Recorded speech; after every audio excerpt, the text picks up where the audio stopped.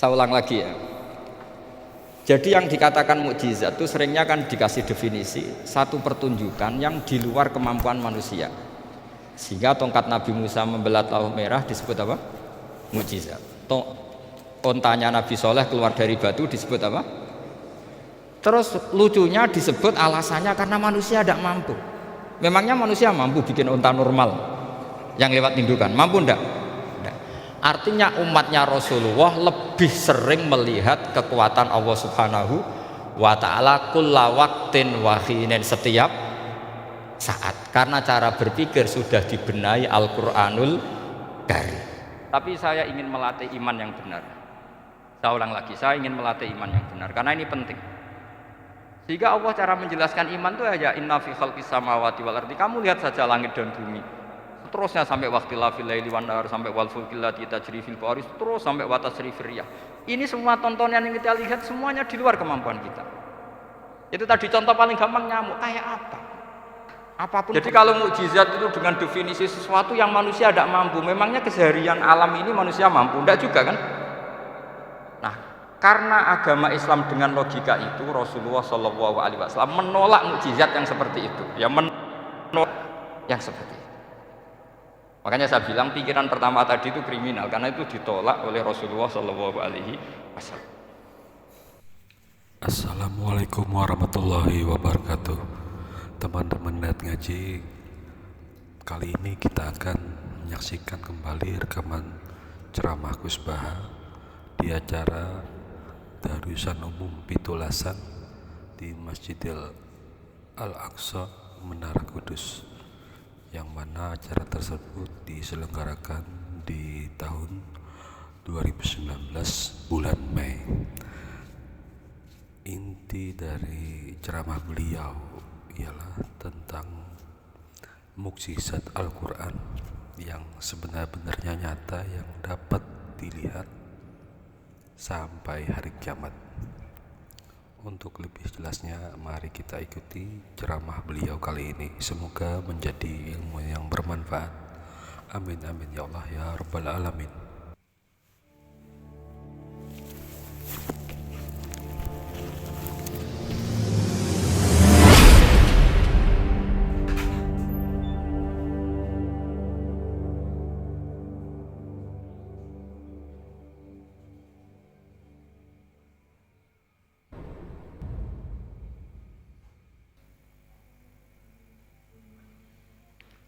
Iki langsung ngaos ya, terus mungkin nak salam dianggap pidato, jadi langsung Al-Fatihah. Terus nak salam dianggap pidato, mungkin dianggap kampanye malah repot. Langsung ngaos mungkin. Kulo diminta panitia untuk bikin judul. Terus judul kulo adalah keistimewaan mukjizat Al-Quran. Kersane akurat nih kalau betul kerpean, jadi otoritatif. Karena kalau dalam pendapat ulama, kalau seorang mubalek atau seorang ulama atau siapa saja kok ngomong tanpa teks itu, dia tersangka sebagai musyarek. Musyarek itu menandingi syariatnya Rasulullah SAW. Dengan pikiran-pikirannya, dengan jargon-jargonnya. Jadi itu masalah besar kalau dalam tradisi ulama, karena pikirannya tidak musalsal, tidak ada silsilahnya ila Rasulillah SAW. Makanya saya meskipun banyak orang percaya ngaji di mana-mana itu bawa kitab. Satu ya tadi niat ngerpek tadi, supaya saya dulu masih ingat zaman di sarang itu kalau tes itu banyak yang bawa kitab. Ketika ditanya, ini namanya ngerpek? Enggak Pak, mutolaah itu tanpa batas. Jadi mutolaah itu kapan saja. Yang agak kriminal itu kasus ujian nasional. Itu ada seorang guru SD, ini kisah nyata, ingin membocorkan ujian apa? Nasional. Itu kan jelas kriminal ya. Si guru SD tadi berdalih gini, wong ujiannya mungkar nakir saja dibocorkan, apalagi ini ujian negara. Karena semua kiai itu kan mengajari kita marrobuka waman nabi, itu kan mengecewakan mungkar nakir, artinya kan membocorkan ujian. Singkat cerita kiai tadi itu, guru tadi, kalau nggak percaya tanya Gus Bah. Akhirnya rombongan guru SD tanya ke saya, apa betul Gus ujian boleh dibocorkan? Analoginya kiai-kiai bocorkan ujiannya siapa? Munkar Nakir. Karena saya ya NKRI harga mati, saya bilang tertawa-tawa toh. Kalau saya jawab nggak kriminal dimarahin polisi.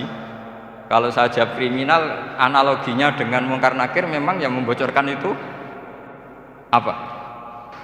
Nggak usah diteruskan, kalau saya bilang boleh nanti jadi kriminal. Dan agama ini adalah analogi itu kias. Sehingga saya di sini insya Allah serius sekali membawa makalah mukjizatnya Quran.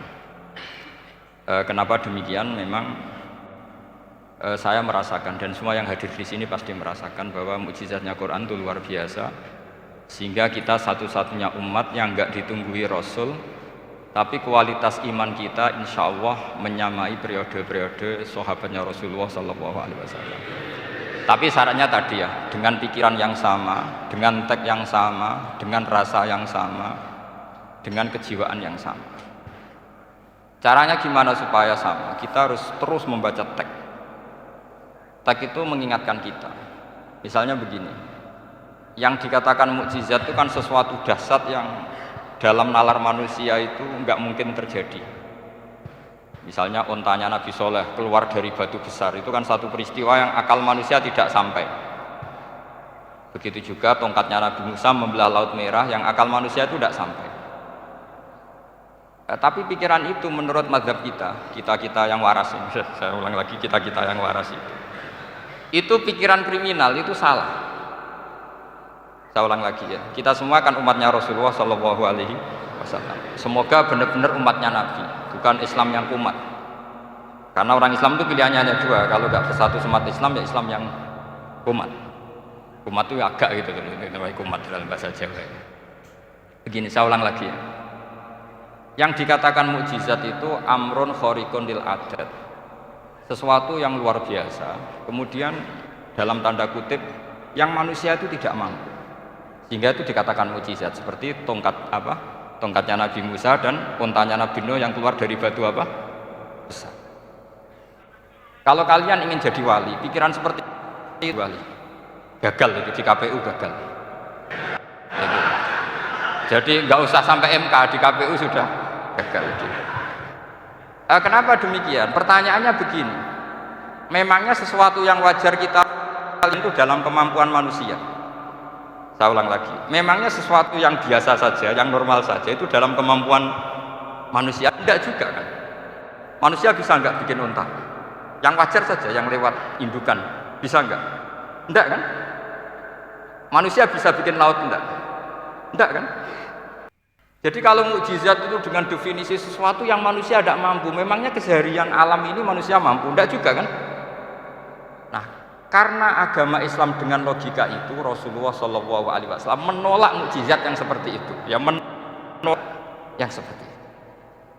Makanya saya bilang pikiran pertama tadi itu kriminal, karena itu ditolak oleh Rasulullah SAW.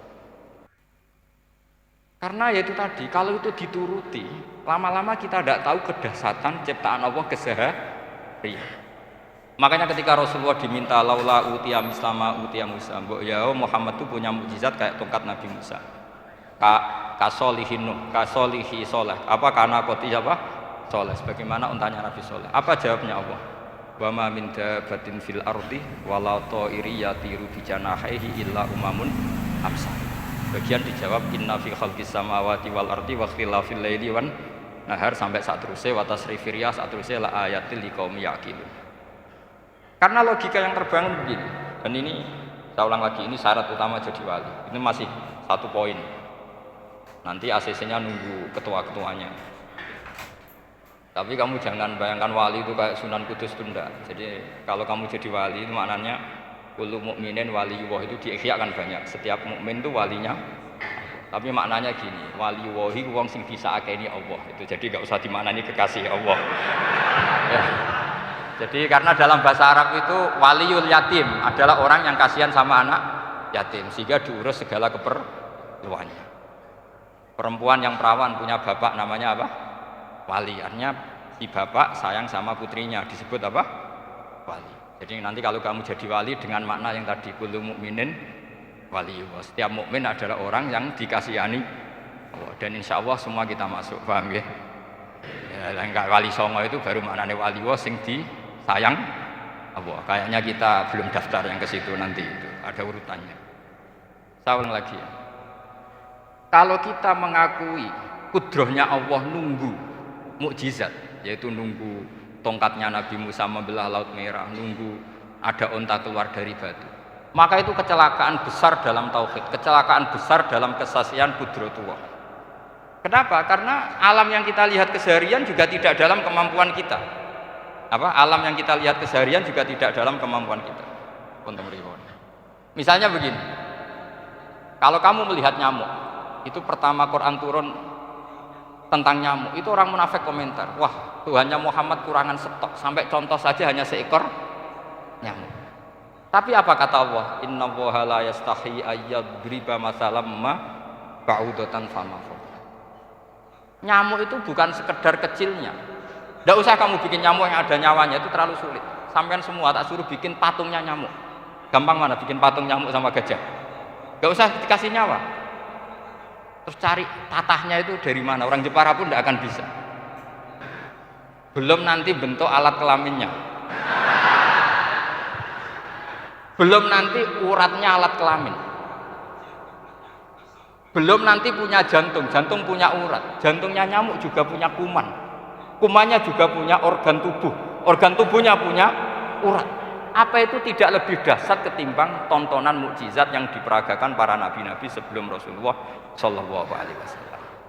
Maka sebetulnya ketika Quran saya katakan mukjizat ila yaumil qiyamah adalah pertunjukan Allah bikin nyamuk. Innallaha la yastahi ayyadriba masalam ma ba'ud. Itu bagi orang alim percontohan nyamuk itu lebih dahsyat ketimbang percontohan mukjizat Nabi Musa membelah Laut Merah. Juga lebih dahsyat ketimbang pertunjukan Nabi Soleh ketika mengeluarkan unta dari batu.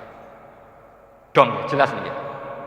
Maka umat Rasulullah terutama ulamanya harus ngomong seperti ini terus. Dengan cerita seperti ini maka Quran jauh lebih dahsyat. Makanya mukjizatnya Quran tanpa batas. Jelas ya. Makanya kita harus bertobat secara masif, mengatakan kedahsyatan adalah nunggu sesuatu yang khariqun lil adat. Bahwa yang kita lihat keseharian adalah semua di luar kemampuan kita. Lah kita ini kan keliru, yaitu tadi, wah onta keluar dari batu, Laut Merah terbelah, ini dahsyat, manusia tidak akan mampu. Memangnya manusia pernah mampu bikin laut? Memangnya manusia pernah mampu bikin nyamuk? Memangnya manusia pernah mampu bikin telur ayam? Karena keseharian seakan-akan ini tidak ayatnya Allah Ta'ala. Itu kebodohan. Makanya tidak mungkin jadi wali. Yang jenis seperti ini ya gak jadi wali. Sama tenang saja, nanti saya paling nggak sampai 1 jam karena saya tidak biasa ngaji umum. Saya mau itu karena menghormati bapak saya, karena buyut saya itu orang Damaran, namanya Mbak Hafsah. Hafsah binti Maksum bin Soleh bin Asnawi Sepuh. Jadi saya ini ya turunan asli orang Kudus. Jadi saya datang tidak dalam rangka hormat jenengan, hormat bapak saya sendiri sebetulnya. Jadi jenengan tidak punya hak adami sama saya, karena saya datang tuh hormat bapak saya. Tapi saya ingin melatih iman yang benar. Saya ulang lagi, saya ingin melatih iman yang benar, karena ini penting.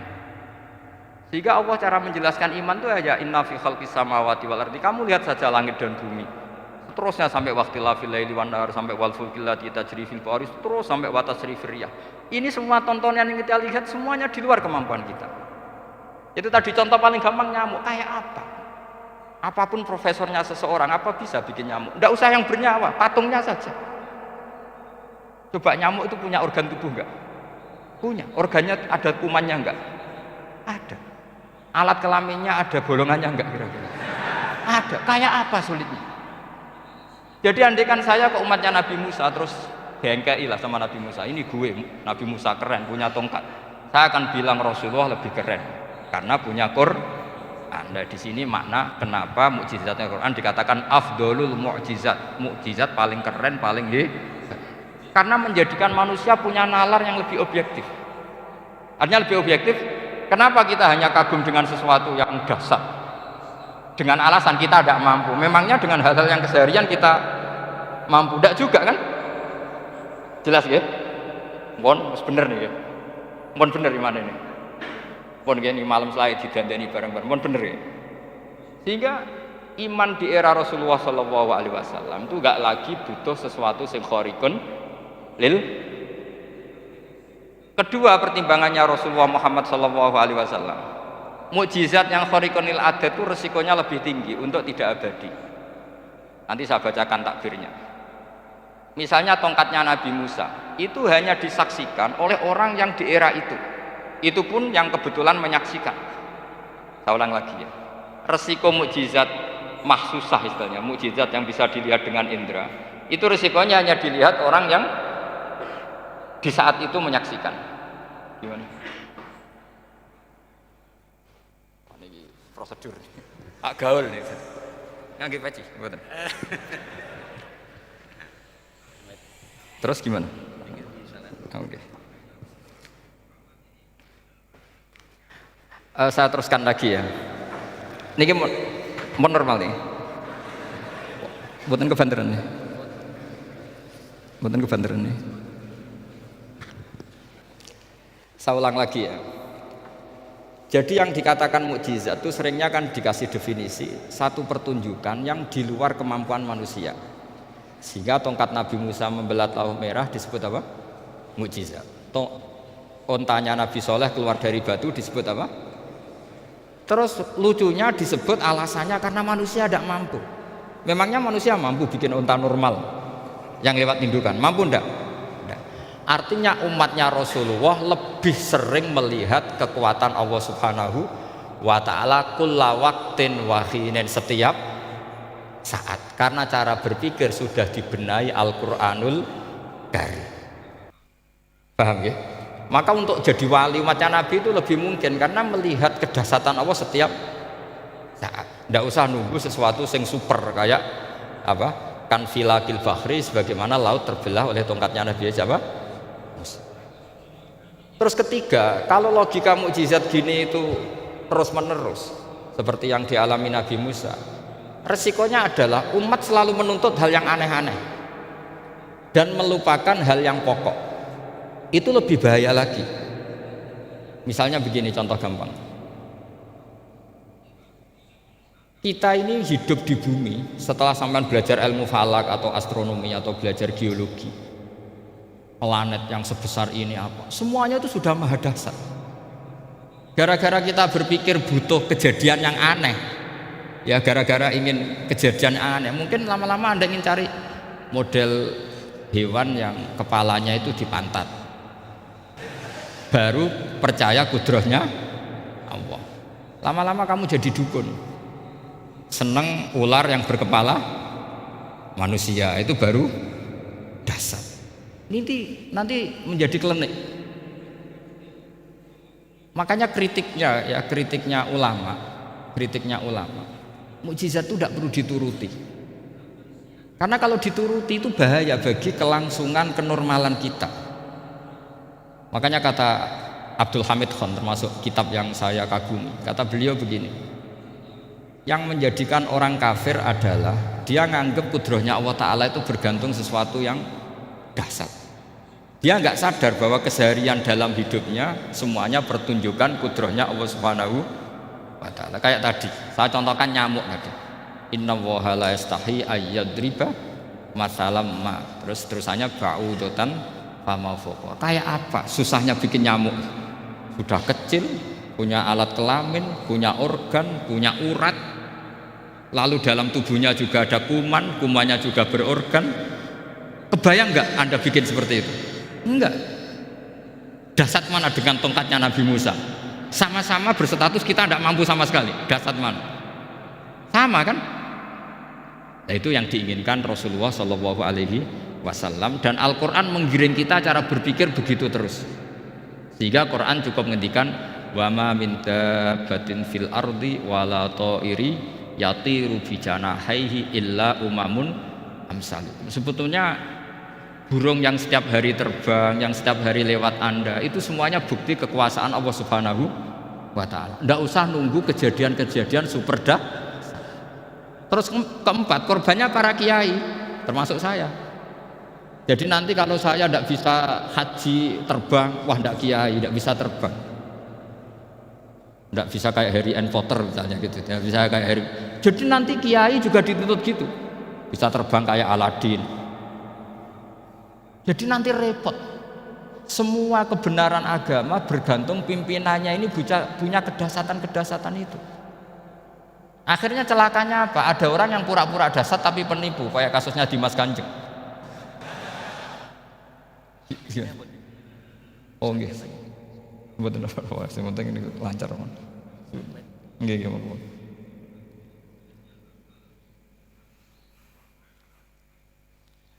Jadi makanya nanti itu saya akan memberi penjelasan tentang apa?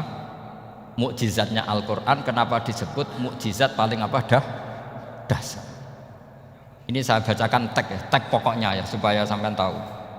Ini tabaruk sama Imam Bukhari ya. Redaksi yang diriwayatkan Imam Bukhari, qala Nabi sallallahu alaihi wasallam, ini ikut kitab Fadhailil Quran, ma minal anbiya'i nabiyyun illa u'tiya minal ayat ma misluhu amana alaihil bashar wa inna ma kana alladhi utituhu wahyan awhahu wa ilayya fa arju an akuna aktsarahum tabi'an yaumal qiyamah. Jadi semua nabi punya mukjizat, yang lewat mukjizat itu orang dipaksa iman karena dahsyat tadi, saking dahsyatnya terus cocok tidak cocok itu percaya. Tapi kata Rasulullah, mukjizat saya itu berupa wahyu yaitu Al-Quran, dan saya berharap dengan mukjizat itu saya adalah nabi paling banyak pengaruhnya yaumal qiyamah, maknanya paling banyak orang yang iman.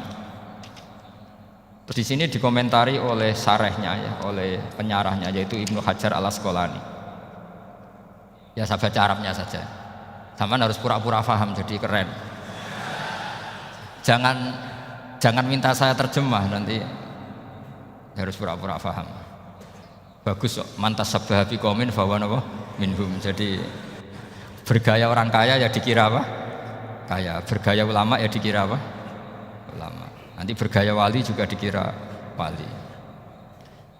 Saya baca ya, ini luar biasa menurut saya. Al makna annal mu'jizati al madiyata kanat khissiyatan tusyahadu bil absor kana qoti soleh wa asa Musa wa mu'jizatul Qur'ani tusyahadu bil basirah. Jadi kayak tadi, kedahsyatan tongkat Musa itu karena apa? Laut kok bisa dibelah sebuah tongkat, itu aneh.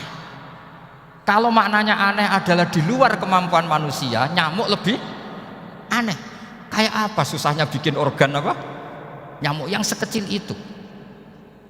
Artinya bedanya apa? Tongkatnya Nabi Musa dengan pertunjukan nyamuk yang sama-sama mengarah satu titik, yaitu mengakui absolutisme kudrahnya Allah Subhanahu. Sama ndak? Sama. Sehingga umatnya Rasulullah tidak perlu ditunggoni mukjizat simsalabim, cukup penalaran akal. Ini namanya basirah apa? Basirah. Ya jelas ya. Mohon sampean ra usah roh tongkatnya Nabi Musa tuh. Cekap melihat apa? Nyamuk. Ya sudah bagus, sudah maju, sudah keren. Ya jelas. Li'annal ladzi yushahadu bi ainir ra'si yang qaridu binqiradi musyahidihi wal ladzi yushahadu bi ainil aqli baqin yushahiduhu kullu man jaa ba'dal awwali mustamirron. Sesuatu yang dipertontonkan lewat sesuatu yang fisik kayak tongkat Nabi Musa, itu yang percaya langsung tentu yang melihat. Setelah itu ada yang percaya, ada yang enggak. Bisa saja itu hoax, bisa saja macam-macam. Tentu yang enggak percaya tentu salah ya, kita sepakat. Tapi tetap saja yang enggak menyaksikan itu bisa saja enggak percaya. Paham ya? Tapi logika kedahsyatan nyamuk, siapapun yang punya nalar percaya. Artinya giringan Al-Quran untuk melihat mukjizat itu kedahsyatan Allah bikin nyamuk itu abadi ila yaumil kiamah, dan siapapun yang waras akan ikrar dan tetap menyaksikan, karena insya Allah ada nyamuk terus ila yaumil kiamah. Itu kan teman tidur kita, paham? Makanya kamu kompromi dengan nyamuk, sekali-kali jangan dicablek, ini ayatnya Allah. Ya bila perlu dicium, dilus-lus gitu. Karena saya yakin yang hadir di sini andekan melihat tongkatnya Nabi Musa kira-kira dilus-lus enggak? Kira-kira? Andekan loh, kamu punya kesempatan melihat tongkatnya Nabi Musa gimana? Dilus-lus, dikai mori, dikai kembang 7 taman, ya gitu. Tapi kenapa nyamuk tidak kamu begitukan? Toh sama-sama ini ayatnya Allah yang luar biasa. Makanya ini ngaji di sini saya ulang lagi, sama tidak perlu merasa punya hak adami sama saya, karena saya memang buyut saya kandung itu orang Gambaran, namanya Mbah Hafsah. Hafsah itu binti Maksum bin Soleh bin Asnawi Sepuh. Jadi saya ini termasuk turunan beliau yang keluar dari Kudus di Rembang. Karena mbah saya kandung itu sepupunya Mbah Sahal, sama Mbah Sahal ibunya Badiah. Badiah ya putrinya Mbah Hafsah ini. Kalau ibu saya namanya Sofiyah ya putrinya Mbah Hafsah ini. Jadi kenapa saya cerita ini ya memang Quran sudah terang-terangan ngendikan dzurriyatam ba'duhan apa mimba. Jadi kekuatan dzurriyah itu luar biasa. Jadi kita menjaga harkat dan martabat para leluhur supaya ilmu ini terjaga. Jangan marisi gayane tok, bae alim terus putune pedita-pediti gak alim terus gak keren, menurut saya itu malu gitu. Jadi marisi itu ya kalau putunya orang alim ya alimnya, jangan marisi mulyane. Kok ora alim terus mulya tok gelem dicucup itu gak keren menurut saya. Niru alimnya dulu baru sama-sama dicucup itu baru betul, paham ya? Jadi ada aturannya. Saya teruskan. Sehingga Quran kalau menggiring mukjizat, ketika Rasulullah SAW dituntut kafir Mekah, kita tahu kan mereka nuntut apa misalnya? Lan nu'mina laka hatta tafjura lana minal ardi napa yam bu'a au takuna laka jannatum min nakhili wa inabin fatufajjiral anhara khilalaha napa tafsira au tusqitas samaa kama zamta alaina kisafan au ta'tiya billahi wal malaikati qabila au yakuna laka baitum min sukhrufin au tarqa. Masih mereka bilang gini, walan nu'mina liruqiyika hatta tunzila alaina kitaban naqra. Mereka nuntut tuh, Muhammad saya percaya kamu rasul, tapi syaratnya Mekah yang tandus sulap jadi kota yang subur, menjadi jannat subur makmur. Atau begini saja Muhammad, kalau kamu gelo sama saya mangkel karena kita ada iman, turunkan saja azab. Kisafam minas sama, turunkan saja azab. Atau begini Muhammad, kamu kan bilang utusan Allah, kamu datang saja bersama Allah digandeng gitu. Digandeng terus sama Allah diangkat tangan kamu, dimaklumatkan kalau kamu rasulnya. Au ta'tiya billahi wal malaikati qabila. Karena mereka dengan logika yang salah. Yang dikatakan mukjizat itu sesuatu yang seperti itu. Artinya kalau kamu berpikir mukjizat yang seperti itu, berarti Anda turunan kafir Quraisy. Anda turunan apa? Kafir Quraisy. Maka gak boleh berpikir mukjizat seperti itu. Nyatanya Allah cukup menjawab dengan ayat wa ma min dabatin fil ardi wala ta'iri yatiru bi janahihi illa umamun amsalukum. Dijawab lagi inna fi khalqis samawati wal ardi wa ikhtilafil laili wan nahar wal fulkil lati tajri fil bahr saturuse la ayatil liqaumi yakin. Semudah itu kita iman kedahsyatan kudrahnya Allah. Cukup melihat kerbau, kok bisa ya jaga populasinya, padahal tidak pernah dia seminar cara jaga populasi. Nyatanya tetap terjaga. Tanpa lamaran ya bisa jaga keturunannya. Tanpa sesar ya anaknya lancar. Tanpa sesar kan? Artinya mereka bisa. Karena di sini ada qudratullah. Ada apa? Ada qudratullah. Nah, kalau iman seperti itu Anda baru betul. Yaitu yang disebut Allah ya tanazzalul amru bainahunna li ta'lamu annallaha ala kulli syai'in qadir wa annallaha qad ahata bi kulli syai'in ilma. Semua urusan di alam raya ini hanya Allah ingin mempertontonkan bahwa saya kuasa. Jadi tidak perlu nunggu yang aneh-aneh. Sehingga andaikan saya ketemu Nabi Musa dan ketemu Rasulullah Muhammad SAW, pasti saya milih Nabi Muhammad sebagai ketua. Karena Nabi Muhammad yang bikin sarana iman dengan sarana yang seluas-luasnya, dan sarana ini tidak habis dan ada di mana sarana ikrar bahwa Allah kudroh dan kudrohnya tanpa batas. Nabi bikin sarana apa saja, melihat langit, bumi, lautan, nyamuk, hewan, semuanya sarana untuk ikrar kudrohnya Allah Subhanahu wa ta'ala. Sementara Nabi Musa mempertontonkan hanya nunggu mukjizat sing khariqun lil adat. Paham ya? Makanya wajar kalau Nabi bergelar afdolul ambiya sayyidlin wal akhir, karena memang lebih efektif cara menggiring supaya orang iman. Sekarang sudah tahu kenapa Nabi jadi Sayyidul Awwalin wal Akhirin. Sudah. Mungkin kemarin tahu, tapi gak tahu logikanya. Pokok iman. Selewat ke musola ngaji iman. Itu betul itu, karena tanpa nadzur. Itu namanya taklid yang statusnya mukhtalaf alaih, masih disidangkan di MK, paham? Iman. Jadi iman taklid itu iman yang masih disidangkan oleh para ulama. Ada hakim yang bilang sah, ada hakim bilang tidak sah. Tanya anak-anak Qudsiyah. Imanul muqallid itu mukhtalaf alaih apa mujma' alaih? Mukhtalaf alaih. Nadzur mujma' alaih. Insyaallah barokahnya ngaji ini semuanya min ahlin nadzur, apa? Min ahlin. Jangan amin sudah jadi, ini sudah jadi ini. Kalau amin kan masih berdoa, bisa makbul bisa enggak. Enggak boleh iman kok. Ayo iman kepada Allah dan Rasul, amin, enggak boleh. Sesuatu yang pasti enggak boleh diamini, itu kan jadi kacau nanti. Harus bilang apa? Sami'na wa ta'na. Nanti lama-lama kamu disuruh Allah, ayo sholat, amin. Enggak boleh. Jadi amin itu ada itu. Ada aturannya. Tapi bukan berarti saya nyalahkan jenengan, enggak. Ya memang salah gitu. Jadi kan. Ya usah saya memang statusnya salah. Ya saya ulang lagi ya.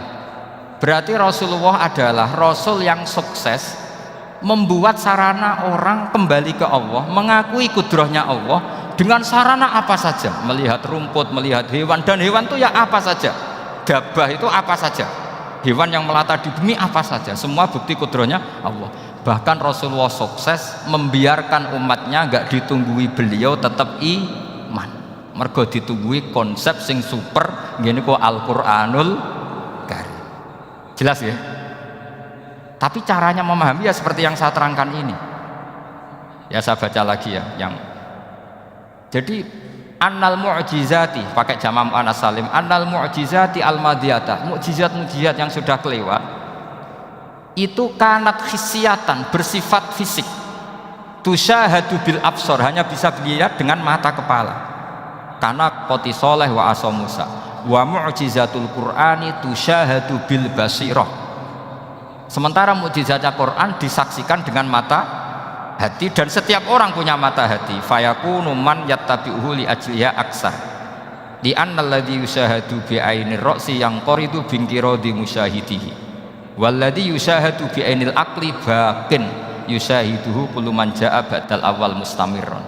Sesuatu yang dilihat dengan mata kepala, setelah para saksi ini meninggal, maka setelahnya mencari-cari, bisa percaya bisa enggak. Tapi mukjizat yang disaksikan mata hati, siapapun percaya dan sampai ila yaumil kiamat. Dan tentu Quran lebih unggul dalam hal ini. Dan insya Allah kita semua adalah ahli Quran. Yaitu harus punya kesimpulan falamma tabayyana lahu qala a'lamu annallaha ala kulli syai'in qadir. Sebagian ayat wa li ta'lamu annallaha ala kulli syai'in qadir wa annallaha qad ahata bi kulli syai'in ilm. Itu kenapa mukjizatnya Quran dasar. Itu yang gampang-gampang ya, melihat nyamuk, unta, kerbau itu yang gampang. Anda tak naikkan kelas sedikit menjadi agak ilmiah. Misalnya begini, kamu ahli falak. Misalnya kamu ahli falak. Misalnya kayak Batu Rehan ya. Itu pasti tahu kalau matahari dan rembulan dibikin Allah itu asyamsu wal qamaru bi husban, bahwa matahari dan rembulan dibikin ini untuk hisab. Walladzi ja'ala syamsa diya'a wal qamara nura wa qaddarahu manazila li ta'lamu 'adadas sinina wal hisab. Sehingga ketika ternyata betul Samsiyah bisa dihitung menjadi tahun Samsiyah yang oleh bahasa milenial disebut Masihiyah. Sayyidina Umar agak tersinggung. Sebetulnya yang namanya hisab itu tidak ada hubungannya dengan Masehi dan Hijriyah, itu tidak ada. Semua berdasar matahari atau apa? Rembulan. Lah sialnya yang Samsiyah ini oleh bahasa internasional disebut apa? Masihiyah. Makanya Sayyidina Umar marah terus bilang ya sudah kalau gitu Qamariyah bikin apa? Hijriyah. Jadi itu sebenarnya nama politik. Sebetulnya kalau objektif yang jadi ukuran ya Samsiyah sama Qamariyah. Berhubung ini sudah diambil tetangga partai sebelah, akhirnya ya kira-kira gitu. Jadi kira-kira seperti itu. Akhirnya kita namanya apa? Hijriyah Apa Samsiyah sama apa? Hijriah. Sebetulnya yang asli ya Samsiyah Qamariyah, tapi nggak apa-apa lah. Dunia itu pasti ada politiknya. Lah yang repot orang-orang fanatik hukum pakai bahasa nasional, itu repot. Jadi misalnya kematian Yesus Kristus, itu mesti Batu Rehan kan nggak percaya. Akhirnya ditambahi kematian Sibeh. Karena kalau bilang iya kan percaya, makanya ditambahi apa? Sibeh. Karena menurut orang Islam berkeyakinan Nabi Isa itu nggak terbunuh, maka ditambahi apa? Sibeh. Saya dulu pernah usul, karena beliau itu kalau manggil bahasa itu bude, jadi saya pernah sowan usul. Mbak ditulis gini saja, Mbak. Kematian Yesus dalam kurung katanya. Tapi mungkin terlalu vulgar ya, jadi akhirnya dibikin apa? Sibeh. Di kalender Kudus kan apa? Sibeh ditambahi. Ya nggak apa-apa lah, yang penting keyakinannya masih benar, jadi masih benar. Kalau usulan saya terlalu ekstrim, maka dikasih apa? Katanya. Ya karena memang begitu kan, kita berkeyakinan Nabi Isa itu gak terbunuh. Wa ma qataluhu wa ma sholabuhu walakin syubbihalah. Jadi ini saya teruskan, ini paling masih seperempat jam ini. Kalau kelamaan sampean dolim itu ganggu kiai lama-lama.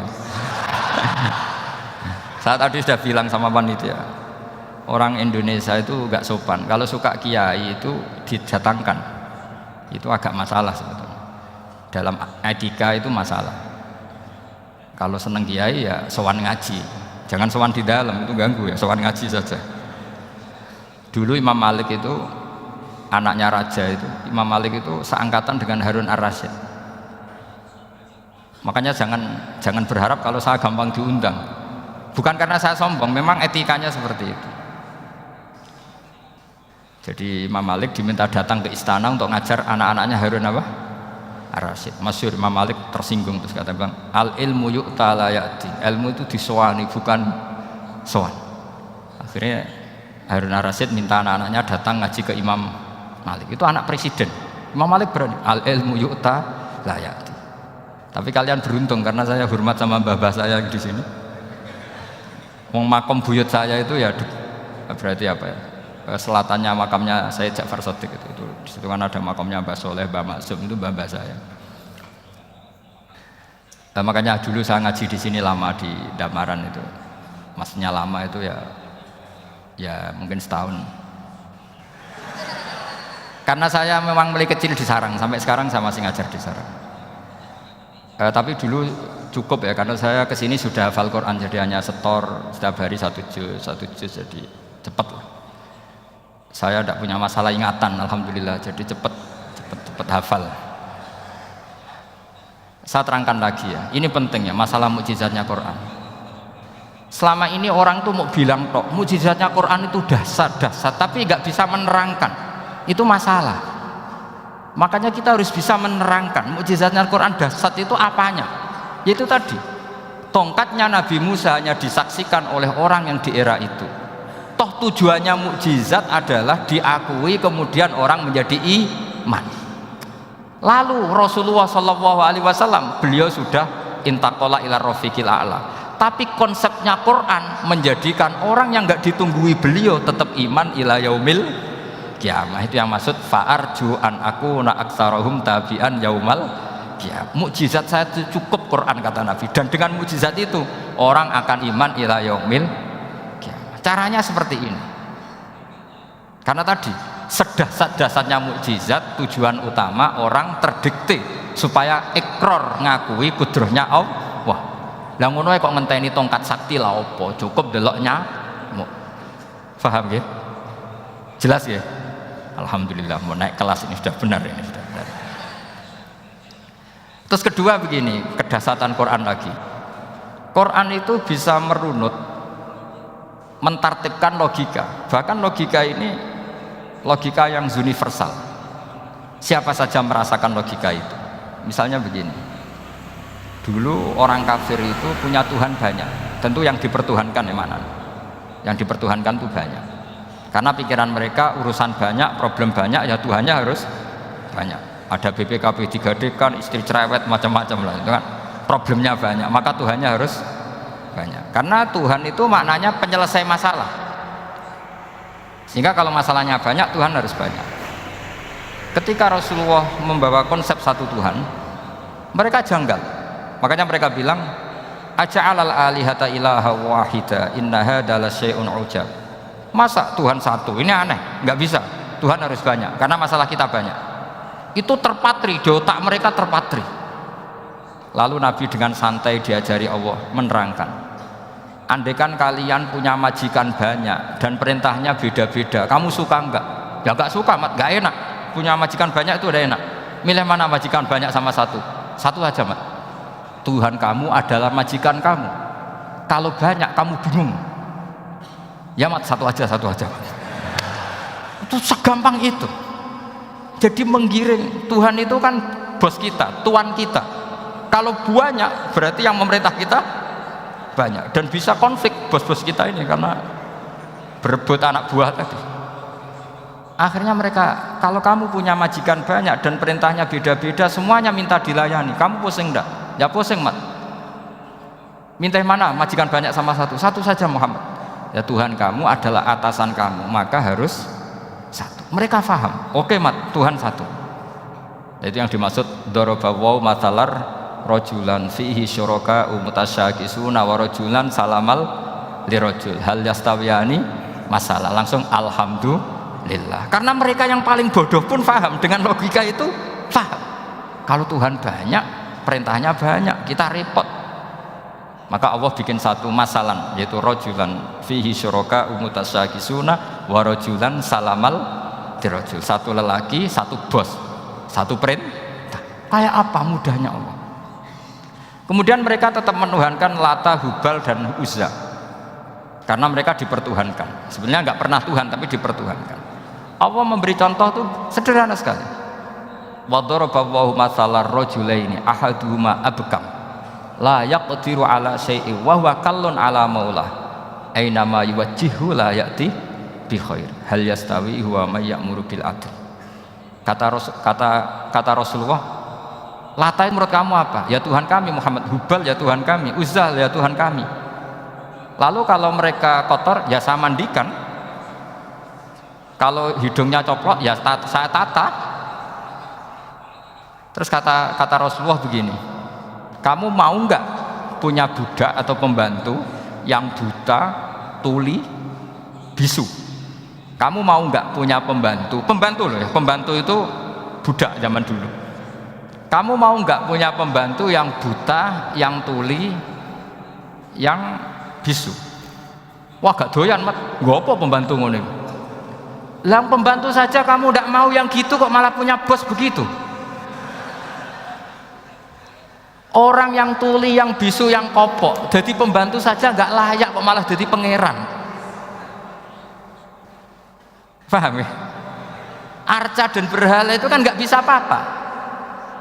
Kamu mau gaji ngasih THR pembantu yang kopok, bisu, picek? Mau? Wong jadi pembantu saja nggak sah, kok mau jadi apa? Tuhan atau jadi majikan? Jadi Allah bikin contoh gampang sekali. Wa daraballahu mathalar rajulaini ahaduma abkam la yaqdiru ala syai'in, nggak bisa apa saja. Wa huwa kallun ala maulah, anane ngrepoti tok. Inama yuwajjihu la ya'ti bi khair. Mudah sekali. Akhirnya mereka berbondong-bondong iman karena logikanya ditata oleh logika Al-Quran. Makanya agama ini sebenarnya nggak pernah datang dengan kekerasan, itu tidak pernah.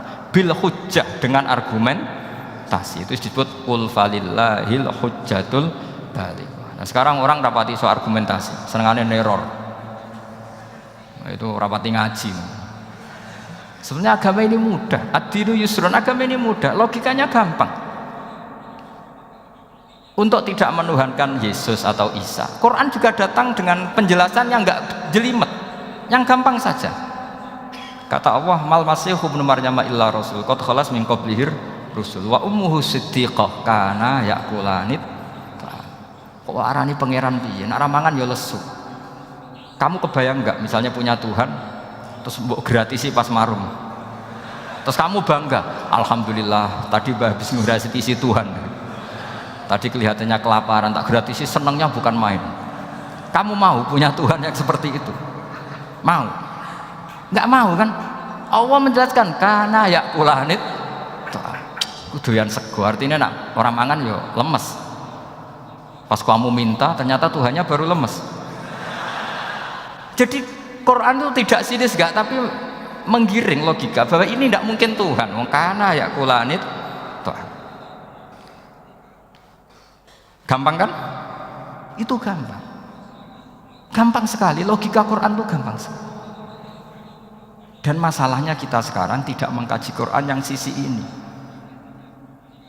Ya termasuk kritik kita ya, tapi ya sudahlah, ini dunia ya macam-macam. Ono sing ngaramno lomba, ono sing mendukung lomba, macam-macam. Saya tidak dalam posisi mendukung dan menolak. Saya 0-0, jadi tidak ke kanan tidak ke kiri dalam konteks tadi. Karena ya sudahlah, itu sudah takdir, semuanya takdir. Ada yang setuju lomba, ada yang mengharamkan apa?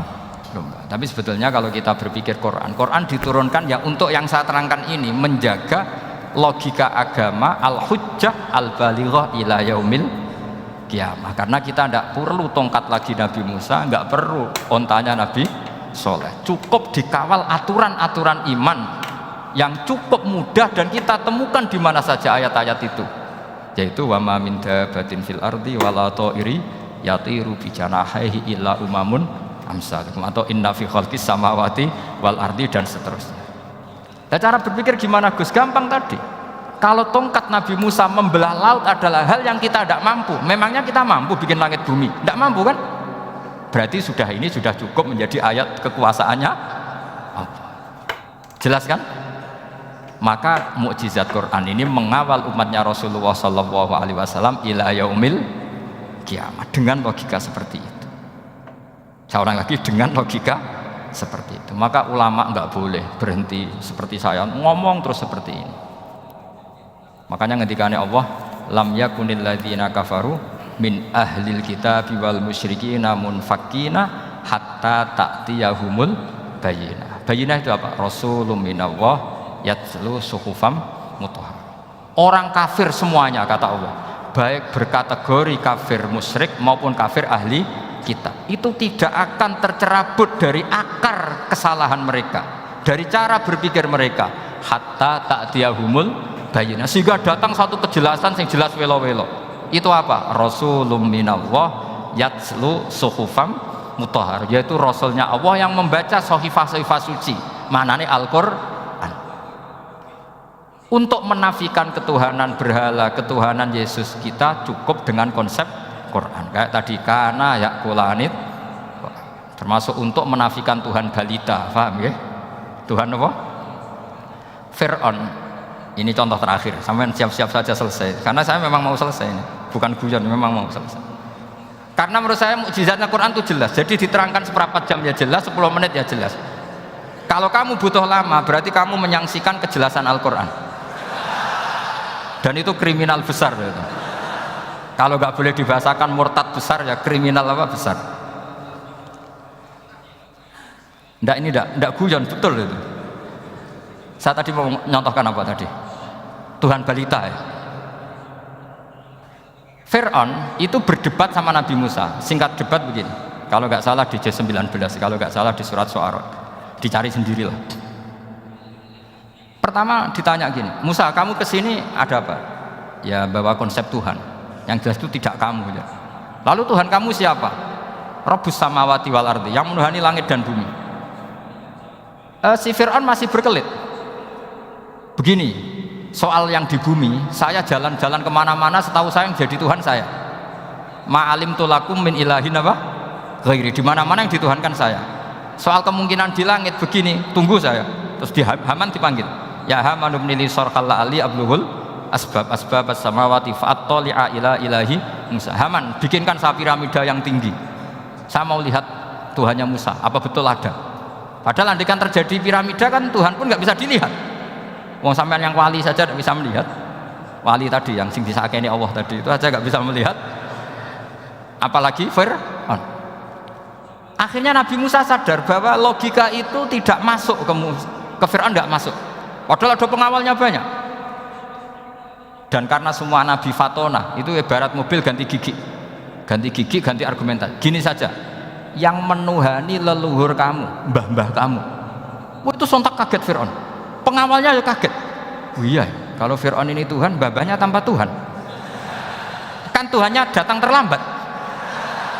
Berarti mbah-mbahnya dulu itu tanpa Tuhan, karena ini ada Tuhan balita itu ada itu. Akhirnya hampir separuh, mungkin hampir semua pengawalnya Fir'aun itu iman semua. Meskipun yaktumu imanahu, ini yang diceritakan kan, wa qala rajulun mu'minun min ali fir'auna yaktumu iman. Karena runtuh semua logika Fir'aun sebagai Tuhan itu runtuh. Hanya dengan logika, kalau kamu Tuhan, lalu mbah kamu Tuhannya siapa? Fir'aun mangkel. Wah bahaya logika Musa, tangkap Musa, udah gak debat lagi. Kayak apa mudahnya logika Quran untuk menafikan ketidaktuhanan Fir'aun. Yaitu mengatakan Rabbukum wa Rabbu abaikumul awwalin. Karena dikatakan Tuhan langit, Fir'aun masih berkelit. Nanti dulu saya mau bikin piramida, mau saya lihat ada enggak Tuhan kamu. Nabi Musa langsung genti gigi, yang nuhani mbah-mbah kamu. Orang kan berpikir, ini kalau Tuhan betul, lalu orang-orang dulu Tuhannya siapa? Kan Tuhannya datang terlambat. Nah itu lagi-lagi, dan kita baca Quran itu ila yaumil qiyamah. Makanya tidak ada umatnya Rasulullah SAW kemudian imannya itu ada syak, nggak ada sama sekali. Karena dzalikal kitabu la raiba fihi mir rabbil alamin. Ya, mun cekap ya. Mumpun gampang nih. Masalah sama kalau masalah. Jadi karena kebenaran Quran itu adhar wa adhar, sangat jelas. Jika nggak perlu butuh orasinya saya, sebenarnya nggak perlu. Saya yakin, sampean sebelum saya terangkan ya sudah iman, sudah betul. Ini kan akal-akalan saja saya dimanfaatkan. Karena ya menurut saya itu ya sudah adharu min samsi dhahira kalau dalam bahasa Arab. Kebenaran sejati itu lebih jelas ketimbang matahari di siang hari, karena ya tadi logika. Ya saya tambah satu contoh lagi, semoga ini selesai betul. Kemudian Quran misalnya gini, sampai tak bedai, kamu bisa melihat itu karena apa? Ini misalnya apa? Kertas yang saya bawa ini kan kuning, kamu bisa melihat itu karena apa? Mata kan? Nah itu masalah. Karena melihat kamu dengan mata, sekali ini tak tutupi, kamu tidak tahu. Atau kamu jauh menjadi tidak tahu. Karena mata bisa terhalangi oleh jauh atau tertutupi. Beda dengan Allah. Allah itu kalau merumuskan tahu itu bukan karena melihat, karena menciptakan. Makanya Allah bilang ala ya'lamu man khalaqa.